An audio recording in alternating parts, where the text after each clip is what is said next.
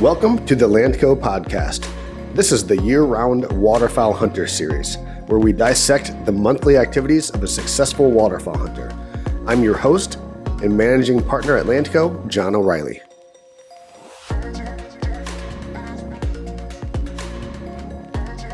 Hey guys, welcome to the podcast. So this is the first episode in the series, year-round Waterfowl Hunter, and I'm here with Jody Graff. Jody, thanks for joining us, man. Thank you. Yeah, so this is sort of a joint production between Landco and Graff Habitat, and I'm going to give a brief rundown of kind of what we hope to accomplish. Then I'll let Jody kind of introduce himself, and then we'll just hop right into it. So I did put one out like 2 or 3 weeks ago about our, just a little longer. I'll just kind of touch on the highlights of what we hope to accomplish.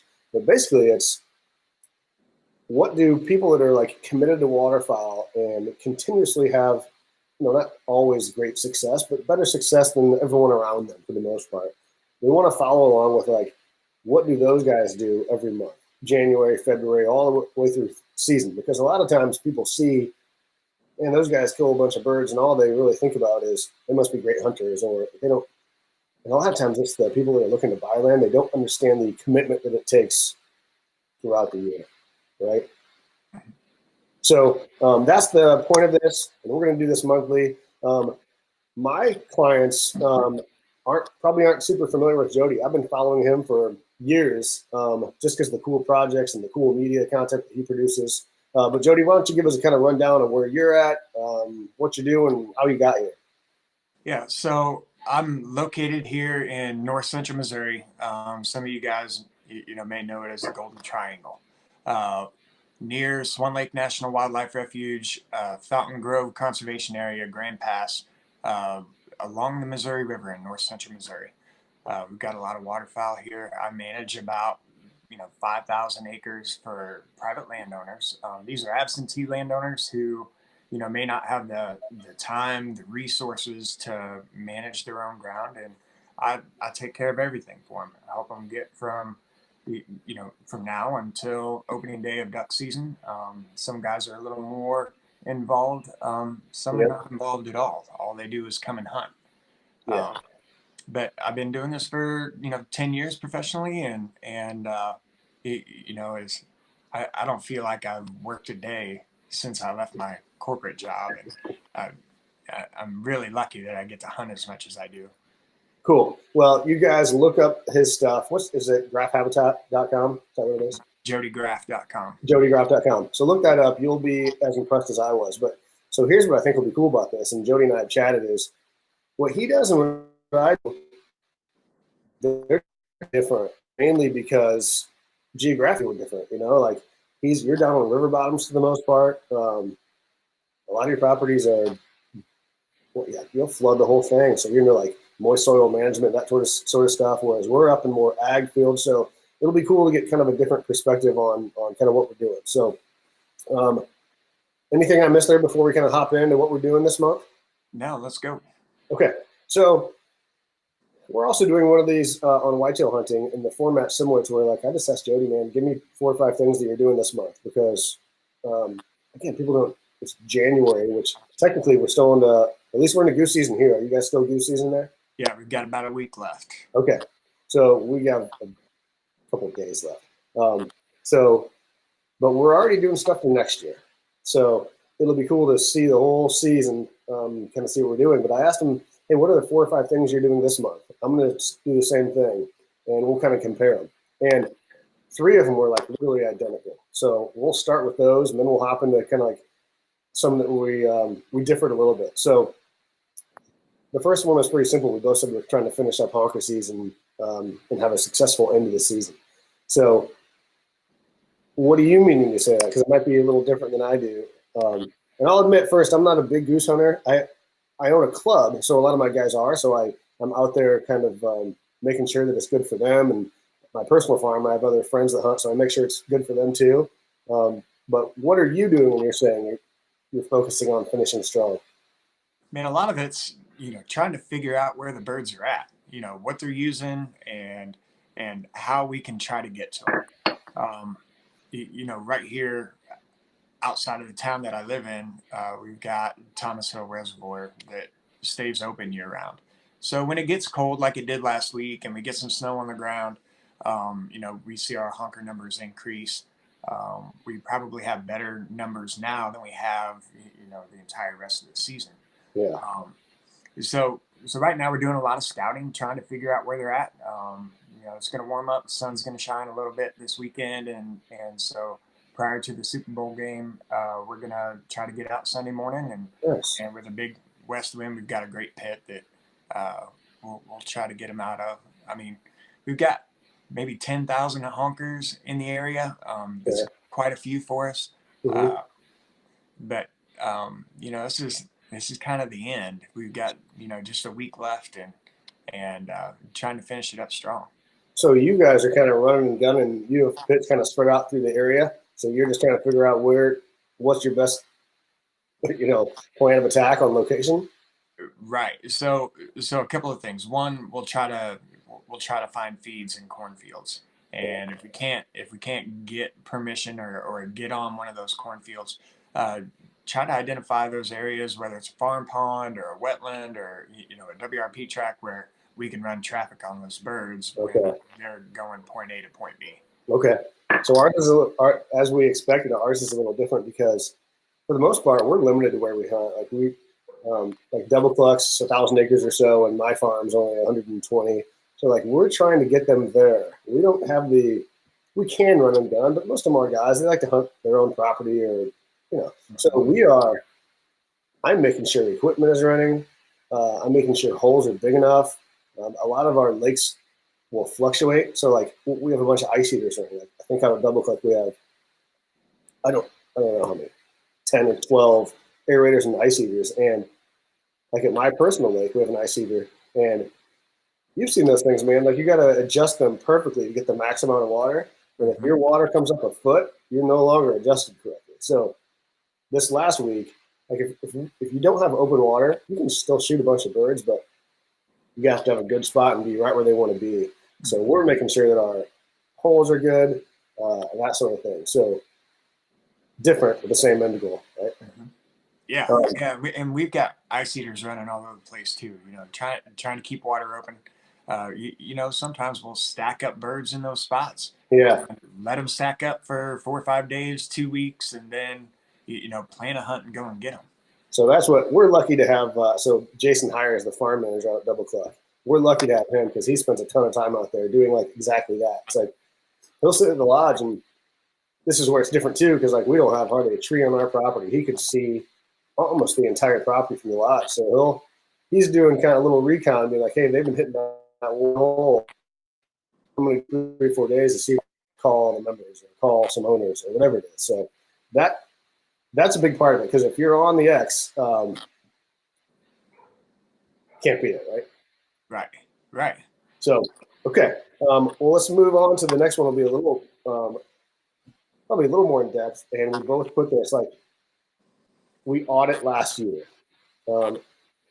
Maybe we audit that in different terms, but when you're saying you're talking duck numbers, talking where you killed them in different holes. What are you talking when you say audit your previous season? So we kind of take a look back at when the birds showed up, what they were using first in terms of habitat types, what elevations they were keying on early in the season, and then with each weather event or migration. What do you mean by that? What elevations they're keen on? What do you mean by that? So early on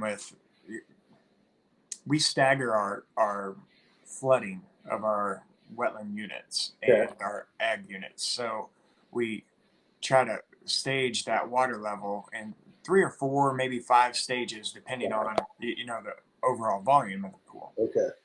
And try to understand where at in the pool those birds were using when, based on the water levels that we had. Try to identify what food sources they were using. And so it just helps pinpoint what they were using, what time of year, and why they were using it. And gives us a little better idea of, do we need to move this pit? Do we need to add another pit, in this location for early season? Do we need to add another pit for mid-season over here, in a little different location? just helps us hone in on where. Perfect. Did you get a phone Where call? yeah, yeah. Never Where do. those That's one ducks of are the using. downfalls. What's that? Okay. I said that's one of the downfalls of this software. We're using our phones here, so when we get a phone call, Yeah. there's nothing we can do. Go back to, so I get it. You're trying to figure out at what elevations those ducks are hitting it, and that'll kind of tell you what they're using based on, or what they're eating based on what level that's at, right? Yeah, Okay. yeah, and you know, a mallard duck can only feed from 2 inches to 18 inches of water. Yeah. If they get above that water level, they're going to have to be eating something on the surface or above the surface, like milo or corn. Yeah. As a dabbler, that duck is only so long, and whenever he puts his tail in the air, he can only reach so far to the bottom of the surface of the wetland. Right. Okay. Well, what were your findings this year? Have you gone through all that stuff and ironed it out? You guys have a good year, and it doesn't. You're talking about numbers too, but a lot of that stuff we chatted about that is sort of beyond out of your control. So numbers don't tell the entire story, but they're certainly part of it, right? Right. Migration events can have a huge play in what we see each year. This year, by the 10th of October, we had a tremendous amount of ducks, including a fair amount of mallards. That's a little earlier than our traditional kind of migration timing. But each year brings something a little different.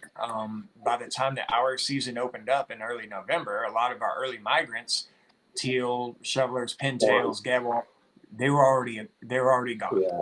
Yeah.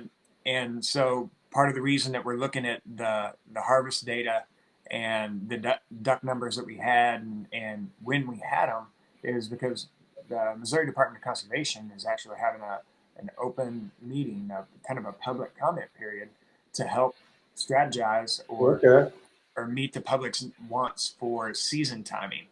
3 or 4 years ago, we went to the first weekend of November instead of the last weekend of October for an opening date for the North Zone. Yeah. And so tonight I'm headed to Columbia to go sit down and listen to the information they're going to present and talk with a bunch of other guys about what we'd like to see, whether there's any change or not in their season timing. So it just helps me understand, going through all the information that we have, the harvest data that we have, the notes that we took, the timing of the different migration events throughout the fall. Yeah. All will help kind of paint the picture when it comes to start discussing season timing. Cool. Well, ours is similar to that. Different in that you're talking kind of moist soil plants a lot more than we are, because we're mostly ag stuff. But like, so this year, we were forced to do things differently than we usually do just because of the weather. Like, for the first time in 4 or 5 years, we could not plant corn. Like, we tried, and it was too wet. But what that meant for us was that it gave us a chance to kind of audit some stuff that we normally don't do. So we're looking at stuff like we had more millet and buckwheat than we've ever had, and it changed things a little bit. Like, flight paths changed a little bit based on that stuff. We got to see them hitting different spots that they usually don't, and it wasn't all like good, but at least we get that data. So we're going over that saying, and we chatted before, like the first 2 weeks of the season was incredible, like lights out. And part of that is that we had an early migration too. But part of that is we were prepared for that and had stuff that they wanted when they got here, because it wasn't cold out really. They just showed up early. So that's what we're doing, trying to say, like, hey, did this work? We're obviously going to go back to more corn next year if we can. But now we're like, do we plant some more millet here in preparation for an early migration? Because we've had early stuff before in all corn, and they don't, like, everybody wants corn, right? At least they do here. And sometimes they get here early, and that's not exactly what they want. If you're getting those 40, 50-degree days, it's fun to walk through the corn, and your waders, but it's not always what they want. So that's diversity is king. Yes. So that's what we're going over now. And we'd also chatted about this. A lot of what we have or managed is either A, new properties, or B, new projects, new wetlands. And you can, at least for us, you can make or develop or design anything exactly how you want. It doesn't mean that that's how it's gonna that the ducks are gonna do what you think they should do. I mean, one of my personal farms, we designed a wetland with a little underwater peninsula um, where we could stack, and dry flooded stubble behind us. We're like, they're gonna come from the south, they're gonna land right in front of us, and it didn't happen that way at all. So we're also auditing what are their natural flight patterns, because sometimes it's easier just to be like, okay, this is what they want to do. Let's set up for that instead of forcing what we think should work. So that's also part of it. And I'm sure that's the case down there as well, or over there, whatever it is. Yeah, yeah. Scouting can be 90% of the battle. A lot of times, we'll see ducks that will travel tree lines or travel old creek channels as opposed to a straightened creek channel. They'll fly down one edge of the timber because there's water along the edge of it. We can only make those changes and plan those strategic modifications to our wetlands and then see how the birds react to it. Right. Sometimes it's what we want them to do or expect them to do, and sometimes it's not. And so every year, that's why this is a year-round thing. For sure. It's because we have to continually modify in order to get better. Yeah, 100%. So the next one that we agreed on, can I move along? You miss anything there? No. Okay. This one is somewhat related, so we can hop back and forth. But we both put plan for projects, plots, and budget for them, because unfortunately that's part of it. Like the accounting side sort of sucks, but it's not an endless pile of money, and a lot of it is for clients, and they want to know that stuff in advance. We just don't go do it and then say, hey, here's how much it costs. So part of that is budgeting and planning. And I assume what we do is that we make those plans largely off the audit that we just performed on the previous season. Is that kind of how you operate as well? Yes. Okay. So a lot of times and with a property that you've been with for 3 or 4, 5, 10 years, it gets easier to kind of pin down and adjust and make those adjustments. Yeah. But for the first couple of years, you may be, varying wildly in the type of food that you're planting, the location and the size of those food plots. Trying to figure out what works the best, because you may go out to some of your food plots and figure out, oh, the ducks didn't eat everything that's here. Is it in the wrong spot? Is it at the wrong elevation? Do we not have enough ducks? Did we plant too much? And it's hard to say that we planted too much. We just had enough, because at the end of the season, that's not it. We're going to hold our water levels, at max pool or an optimal range, even through the spring migration, in order, to do two things. One, ensure there's good habitat for the ducks on their way back north, but also for the moist soil management side of things. We don't want to pull all that water off in January. We want to wait until April, May, or June to draw that water down in order to get the wild millet, the smartweed, and the other moist soil plants that are going to provide a little better food source than what we'd get if we pulled it now. Yeah. So ours is similar too. We'll find a lot of times that we're out of food. Like this year when we didn't have corn, I think we have 70 acres or so of food at Double Cluck, and I bet it was gone in 4 weeks into the season. Yeah. So we're having, it's like, man, we're not holding any birds anymore. It's like, we're out of food. So it'll change when we go back to corn a little bit, but like our plan is same thing at my personal farm. So we're planning projects based on we want more ducks, we need more food. Like they ate all of it. So part of that is trying to design new wetlands out there, seeing if they're feasible, seeing how much they cost, doing all that stuff. Because if you have a limited amount of food and it's gone, kind of done. I mean, you can shoot some birds, but it's over at that point for us. So that's similar too. And so most of your stuff is for clients, right? Yeah. And so when you're talking hey, we need to put in this water control structure, we need this much more stuff like that, that gets involved, right? Like you have to spit out like what that whole project will cost and see if you want to do it or not. Yeah, so we look at a restoration plan and we take into consideration the infrastructure.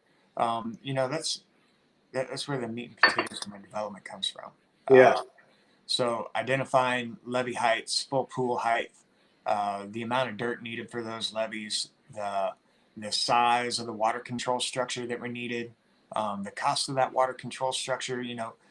Figuring out what the plan is, and then tying cost to the plan allows you to present something and figure out. This may be a 10-year plan. Some guys can take that 10-year plan and have the budget to do it in 2 years. Right. So for some guys, it's going to take 15 years. But we try to break it up into manageable chunks so that regardless of your budget, we can work towards that end goal. For sure. And so identifying that up front is most important so we know where we're going. And each project that we do is all in line with the strategic vision for the property. For sure. So, and we hadn't planned to talk about that, but we talk about that with our clients all the time because different goals come with different like plans and budgets. I mean, it's not, I don't know about you, but a lot of our clients are not all about like, they don't care. They don't want to shoot $1,000. Like they want to shoot, I want to be able to take my grandson 4 times a year and have a good hunt. And those plans could be different. It's like, okay, you're not going to hunt very much. Let's design it differently. So a lot of times people are like, oh, that's high dollar stuff and out of my league. It's not always the case, right? Mm-hmm. I mean, we have several wetlands that you can't hunt every day. You'd burn them out if you shot every day. But if you hunt once a week, once every 2 weeks, they can be dynamite. Those little spots can be great. Mm-hmm. Same thing down where you're at? Yeah. So, the guys who do want 1,000 bird a year club, we look at not only the habitat diversity, the size of the property, the amount of food that we're going to have on the property, but also the amount of the property that we're going to try to refuge. Right. Because we can't just go in and bang at them every day and 60 days of the season and try to kill 15 ducks a day and get to our 1,000 birds without some kind of refuge. Now, if we can design a refuge and put that in a location where we're going to create traffic over our property, then it's a little easier to set up those loafing areas and give yourself an opportunity to hunt every day. Sure. A friend of mine, Jim Runkrest, told us last year at our workshop that there's 2 places you can kill a duck. One is where he's going, where he's feeding, and another place is a spot he doesn't mind going to. And so you can either kill him in the corn or you can kill him in the little moist soil unit between the corn and the refuge and try to hit him in between.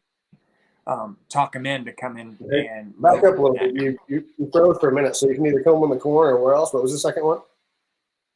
All right, so you can either kill him in the corn or kill him in a loafing spot. Okay. And that's that spot they don't mind going to. Okay.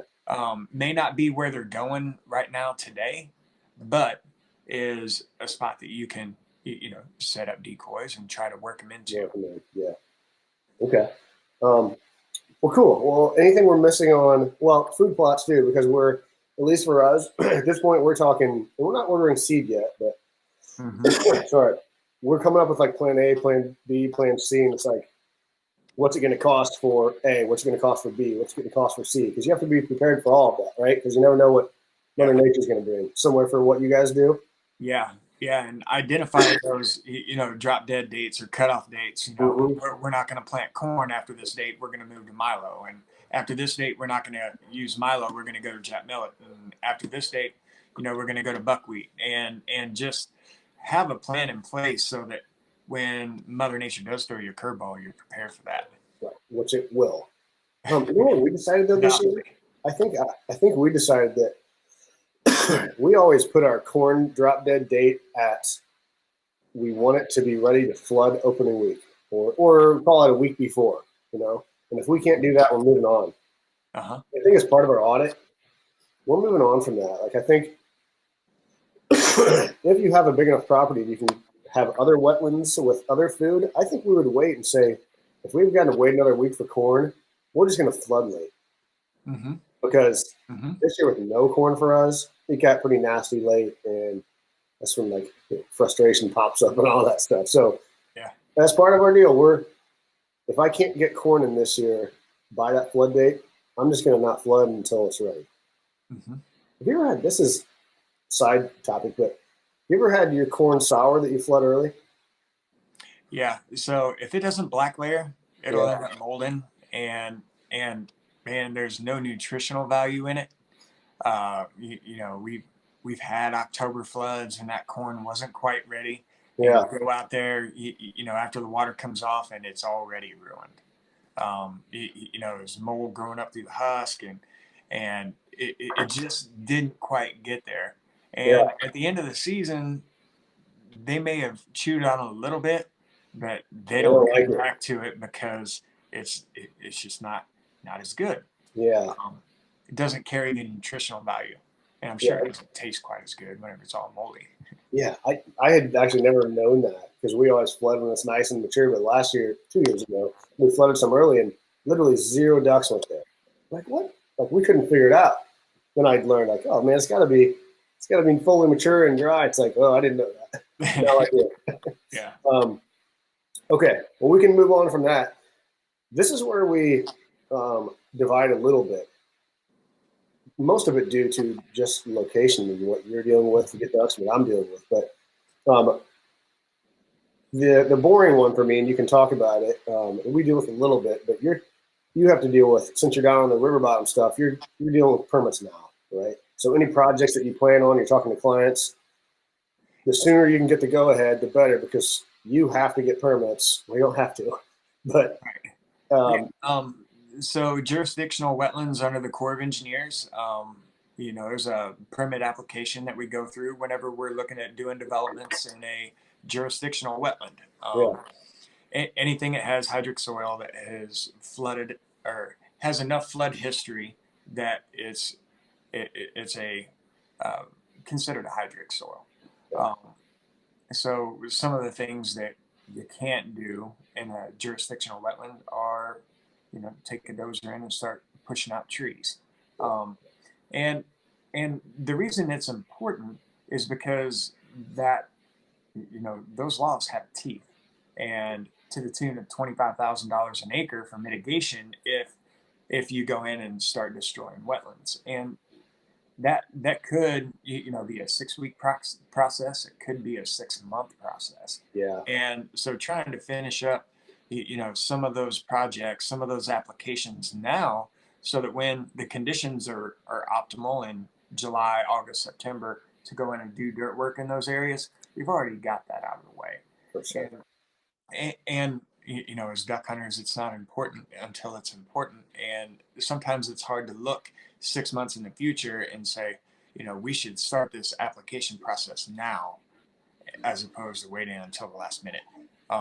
Sometimes it's tough. And, we talked about this a little bit, trying to get our clients and potentially new customers to come out and talk to us now, this time of the year versus, this summer, 2 weeks before that drop dead date for planting corn, Mm-hmm. or a month before season, trying to get a water control structure put in, or a levee built, or a well drilled. I mean, now is the time to be planning our projects for next season, and waiting only increases the odds that we're not going to get it all done. Not getting done. So we stress that in almost every podcast we do, and it's no different here. And it sounds like it's probably more important to you. Part of the value is this, that like, we don't care if everyone uses us. Part of this is like, a lot of our clients do this stuff themselves. It's like, when you're planning and budgeting, just make sure you have the time too, because time is sometimes more of an enemy than money, at least in our. So it's like, make that plan and see if you have the time to do it. And if you don't, and you need help, which is, we hope they use us or you, but use whoever you want.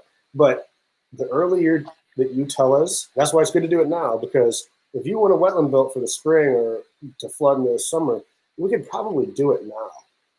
If they call us in even 2 months, it's not going to happen. So, but we don't have to deal with permits either, for the most part. So it's probably even more important in your case because somebody calls you and wants something done down in those soils you're talking about. It may not happen, even if they call now, maybe, right? Right. Depending on whether or not a permit is actually required. A lot of times we can get out of, the required permit by providing enough information for them to determine that a permit is not required. Yeah. That process is more the 6-week process. The 6 to 9 month to, I've seen them last longer than a year is when you got to open up the permit application for public comment and, contact all your neighbors and go through that. So it can take a while. And, while we're on the subject, it probably makes sense to talk about WRP properties. Yeah. If you plan to do anything more than normal maintenance, you plan to move any dirt or change any of the infrastructure or change any of the levees, you should have a compatible use authorization that is signed and approved by the NRCS. So I don't know how much WRP ground you guys got up there. We do We've a got a little, lot yeah. around here. Yeah. And that's just like applying for a variance. We do that a lot, probably more so in like the normal CRP stuff, the grasses for like whitetail properties is a little more common here. So people want to go out and I won't say nobody pays attention to the rules of that stuff, but we do. It's like we get out there and they want to plant food plots, and it's like, well, if you want to plant more than 10% of whatever the contract is, we need to go ask him. We need to apply. And usually the answer is yes if we have a good reason to do it. But that's where we run into that a little bit. But I assume it's the same on the WRP contracts. If you're going to do something different, you have to plan for it. And that's not I like all those guys, but they're all state employees, and they don't move as fast as sometimes private guys do. So the sooner you start that, the better, right? Yeah. Cool. Let's talk about, I had one that you probably didn't have, but I almost guarantee you're doing it. And then I'll bounce back to one that you have because I think it's kind of a foreign concept to me. So I found it kind of interesting. So let's wait on that one, which would be the vegetation management stuff.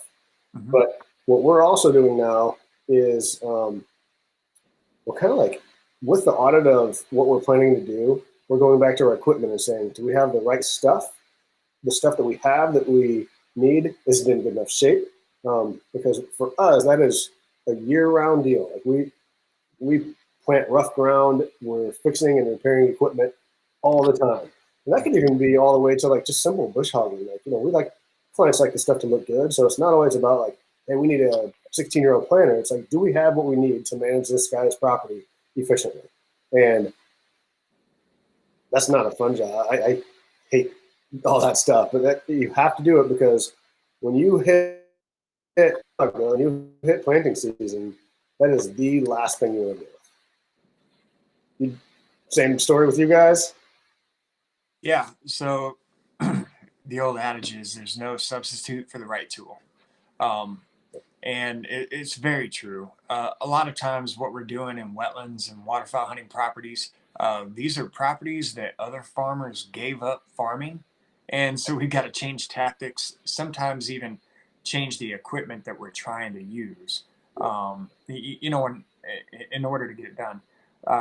But this time of year is once you get those projects kind of planned out, then, looking back, like you said, at the equipment that you have, do you need to add equipment? Do you need to add another piece? Do we need to get a bigger piece or a smaller piece? Or do we need a new forestry head or, a new attachment for a skid steer? Do we need to replace the bearings on the ditcher? Do we need a bigger ditcher? There's 100 different things that can change with each new management plan or development plan, with each new property that, presents different obstacles and roadblocks and hurdles to jump on the way there.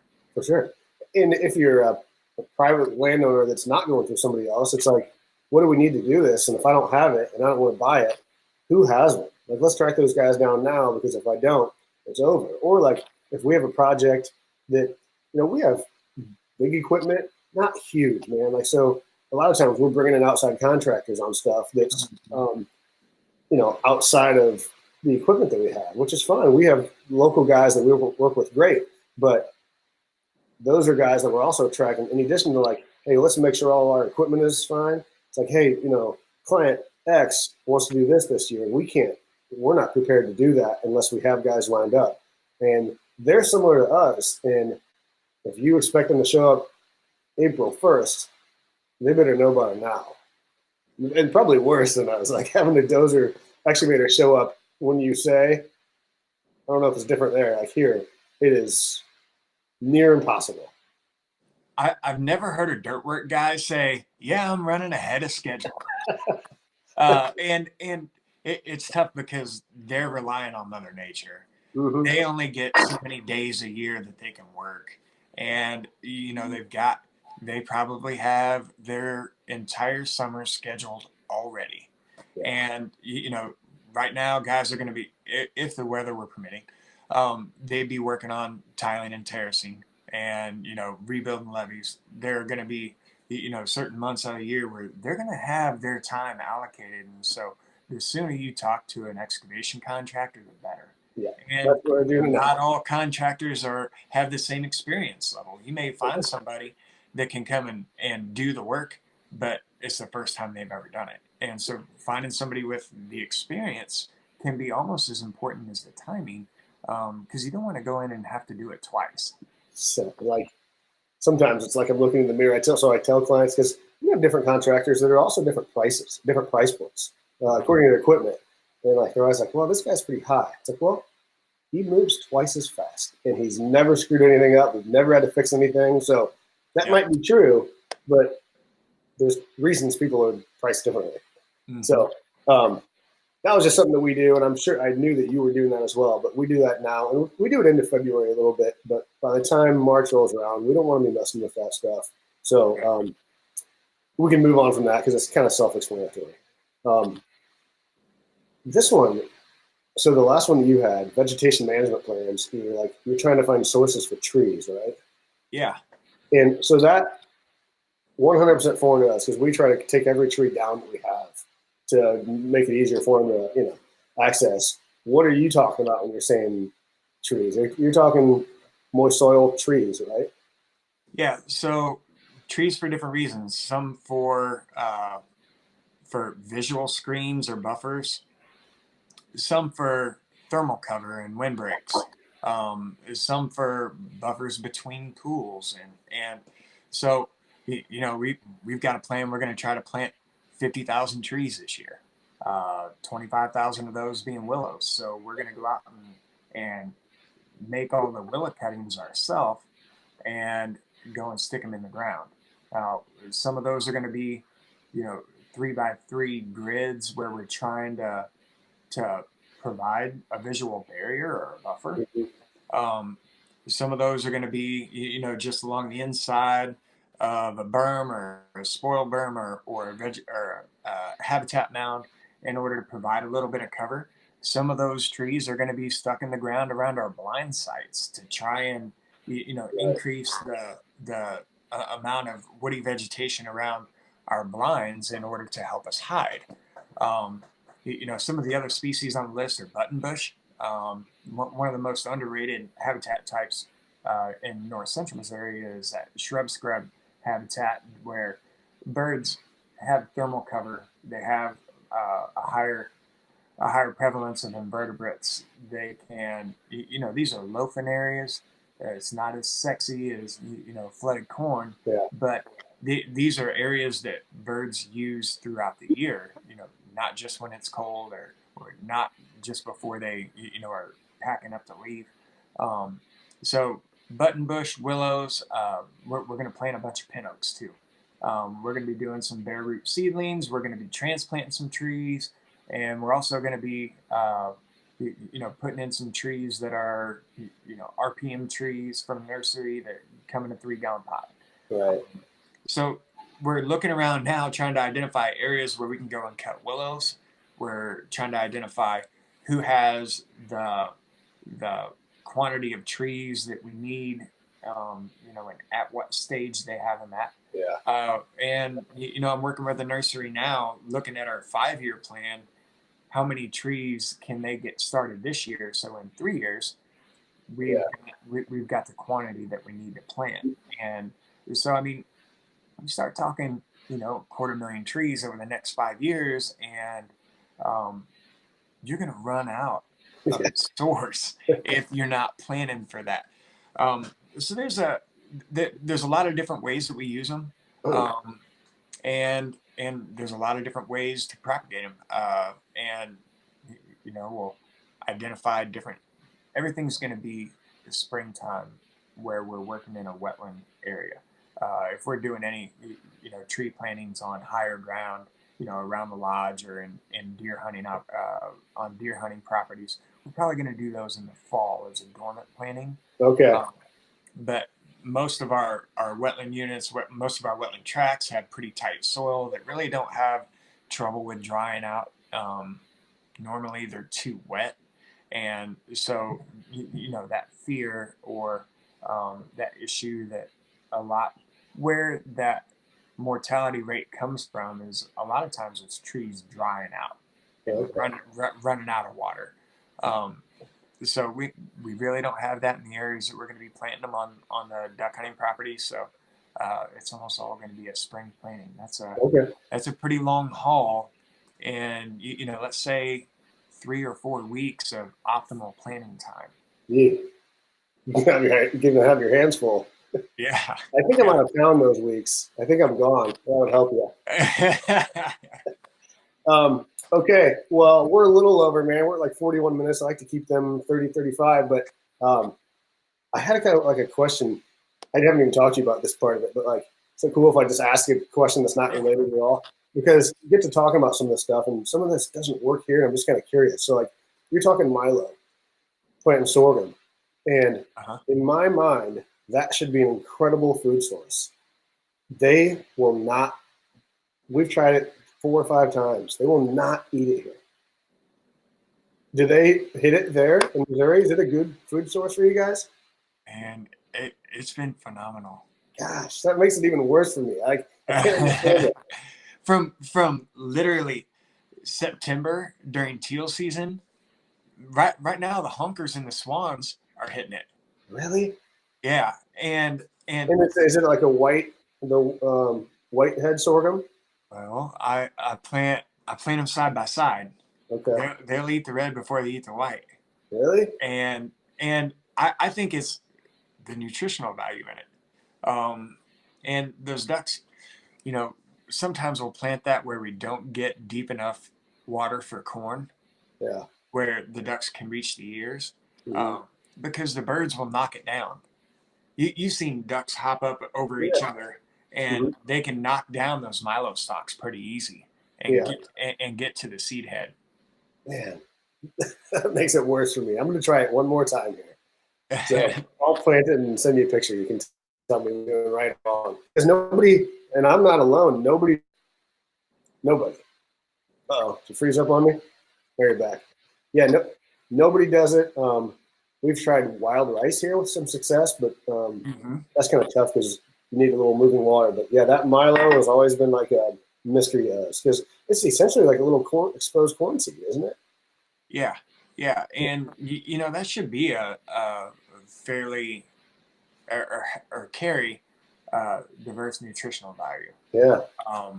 And not just a high energy source of carbohydrates or because it does carry a fair amount of carbohydrates, but also has high protein and other nutritional value that is maybe a little more well-rounded. I know. And a lot of other food sources that we can plant for them.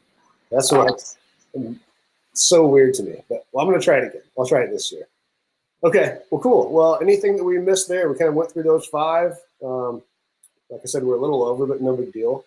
Anything else that we missed there? No, man. I think we covered that. Okay. Well, let's do it again about a month from now. And I assume some of the stuff will carry over into February, but I'm sure there'll be 3 or 4 new things that we're doing. So let's catch up in about a month. We'll do it again. Sound good? Sounds great, John. I appreciate it. All right. Thanks for joining me. We'll talk soon.